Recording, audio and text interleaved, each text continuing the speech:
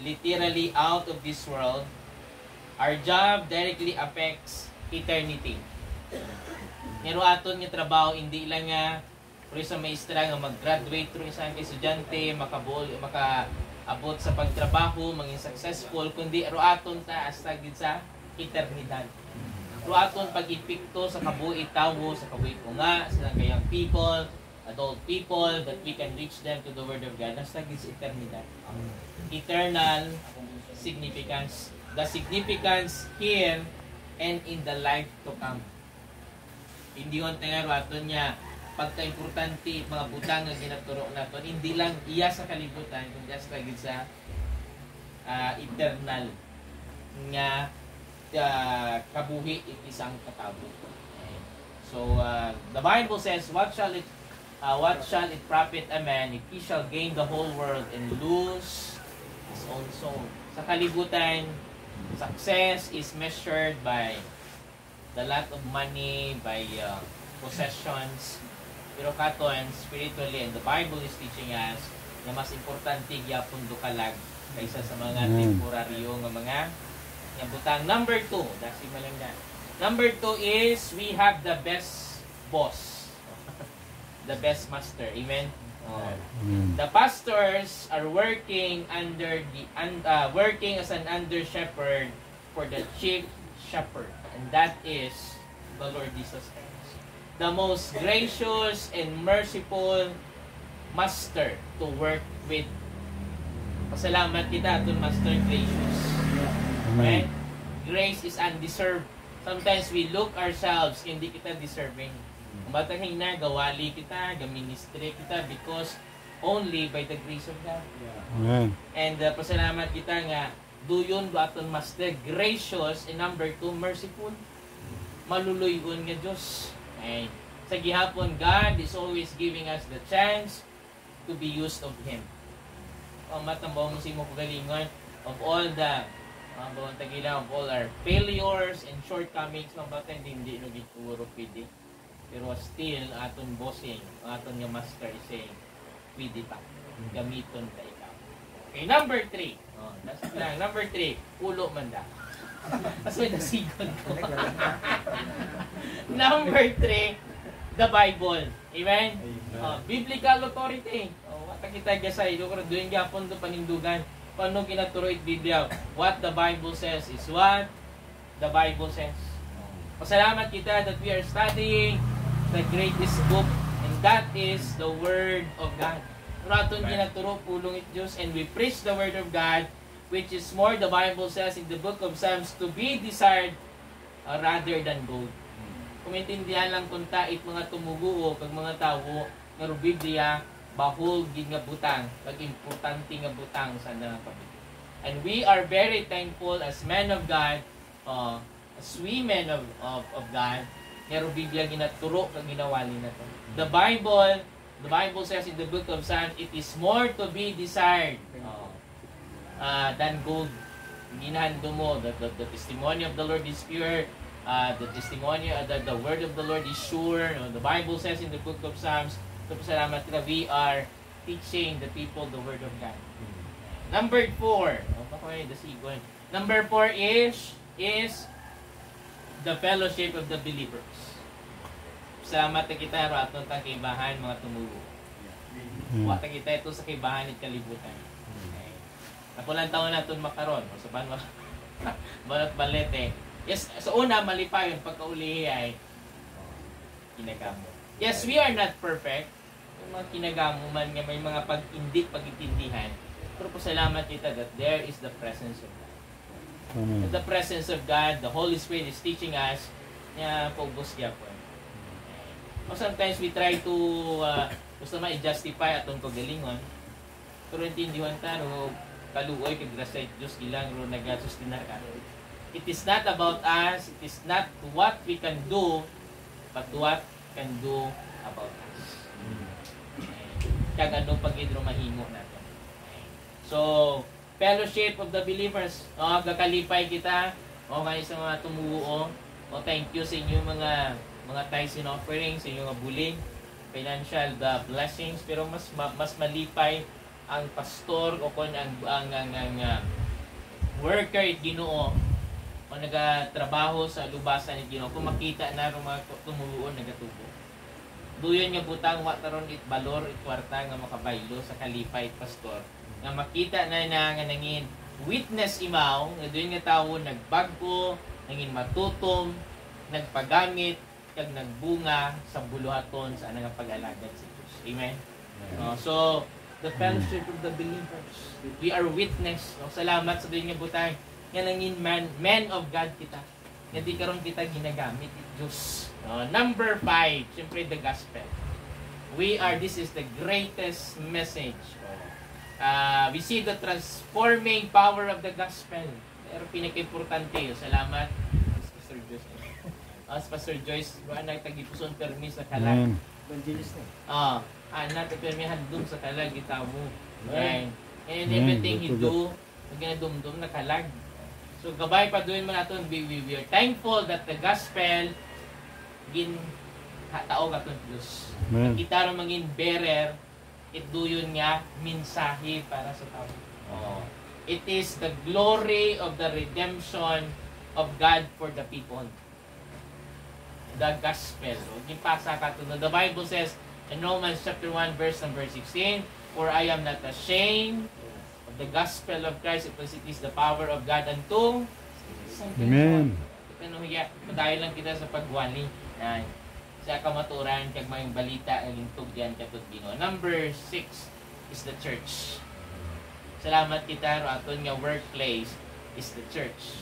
Wherein, ikaroon sa doon yung workplace, it is the institution wherein God has promised to bless.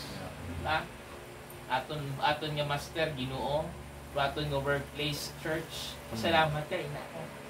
As you are in the workplace of the world, yes, there are many temporal blessings ang siguro ma-experience mo, pero pasalamat sa simbahan niya. Because those things has only come and go. Gaduga karon. Pero mga butang experience mo sa sugod ng simbahan bilang pastor kag worker, mahot ang na-pressure ka. Especially kung ginahimo mo gid mo trabaho, nalipay ka. So gabay pa nga doon do aton intindihon. Whatever our situation is, ano man do aton experience ng kabudlayan, and I know that we have different kinds of journey in life as we continue in the ministry. Salamat na kita nga, ina kita sud simba. Wa ta kita sudwa. Ina ta kita kung ginagamit kita it Ginoo. And then number 7 is the heritage of faith. Kita gipasahan kita paton of the people that God has used para kita maluwas, nag-equip sa buluhaton. And now, kita man do dapat magbasa ito pato. The heritage of faith na dapat tipigan doon kag ituro gid sa mga pamatanda. The heritage of faith wherein we need to stand in the line, again tindugan una it mga apostles, the martyrs, the missionaries, including the known and the unknown servants of God. At ikaw makaron bilang nagsabat ikaw sa panawagan ni Diyos, di karon ka man sa doon nga linya ka. Ina ikaw. And then lastly, sunod is the intergenerational impact. Pasalamat kita, ginagamit kita at Ginoo from the womb to the tomb. Di ba? Halin sa pagkaunga, kung may naunga, tawagin ka sa pastor. O muyuan. Tapos ididikar mo ro nga. Mamaton ka, matawag ka, medyo lapit na yung mabawi at Ginoo, tawagin mo na sa pastor. Pag namatay ko, okay, pastor gapon. So we became intergenerational halin sa pagkaunga sa kamatayon.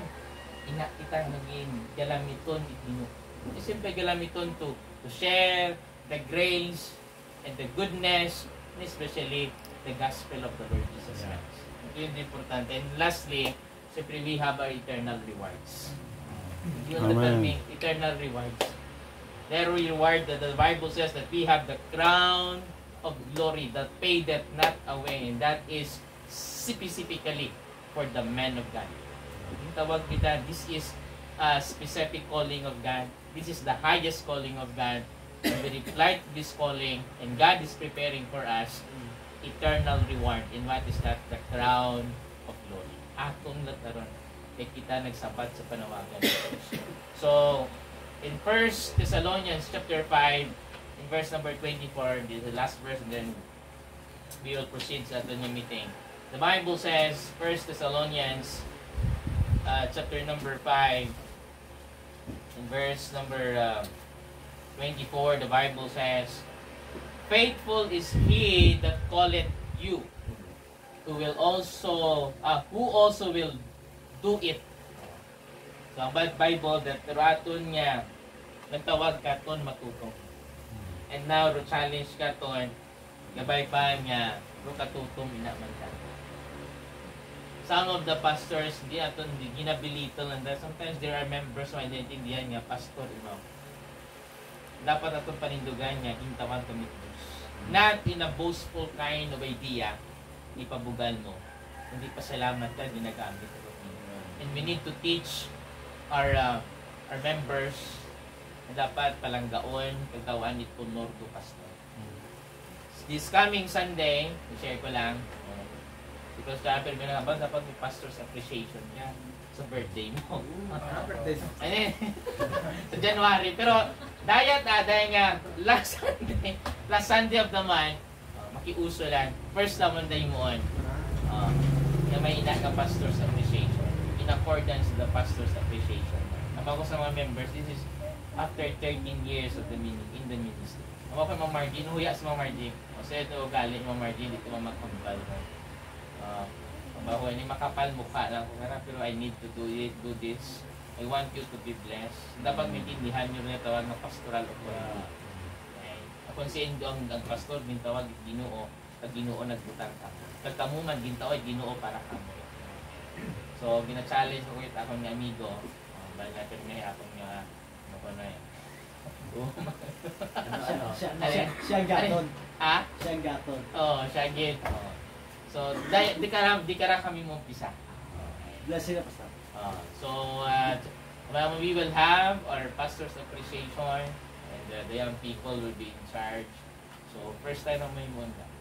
Aman mo, di ba ko gamba nga dapat ikaw ang pataason ligid bilang ikaw, pero ginagamit na para pagpakilala, pero alaga dit Diyos, halin sa Diyos.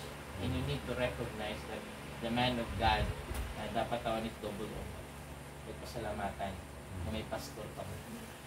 Mabudlay ko. Para sa tiyagan is, siyempre mga tewang kakuya, mga kuya in the ministry. Pastor Tiagan, Pastor Wilbur, we were learning from them. So, gabay pa. Kasi pag ginatanan niya, ginobrata dito, dapat isog lang. Huya, ngayon gambal, isog na yung gapon. Isog ng kapitan. Isog na may kamaturan. Hindi pa isog na may ginisog, kitawang tulos. Sa puslanan. Sa kamaturan, sa kapitag, sa pagpakamaayo at Ginoo. So, gabay pa that the Lord will bless. Doon niya bulat. Salamat gid kinyo. Baka hindi ito kung takong magwali, pero salamat. Salamat sa bulan. Okay. Let us pray. May Father in heaven, Lord, salamat gid sa inyong tinion. Salamat, Lord, naging tawag mo kami. Kag nagpaubos kami kimo, kagin pato na mundo panawagan.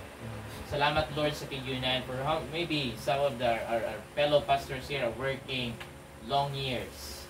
Lord, thank you for them, especially for the senior pastors na nagapadayon, nga naninihimplo sanda sa amon nga pagpadayon sa pag-alaga. Thank you sa mga kabuhi. Kung kami manugad, salamat kami nga ginagamit mo kami Ginoo sa gihapon. Gabay pa, tawan mo kami gid, itagipusuon, pagkamatutong, pagpadayon nga pagsunod sa imong kabubuton sa amon tagsa ka mga kabuhi. Pakamiyaro tagsa ng mga kapastoran, tagsa na nagkapanimagay, tagsa kabuluhaton, sa tagsa ka mga prananawon at handom sa gihapon para sa imong kadayawan Ginoo sa among tagsa gito pagpadayon sa pagpalago. Ikaw ang makamayo natugyan ang mundo tanan in Jesus name. Amen. Amen. Okay.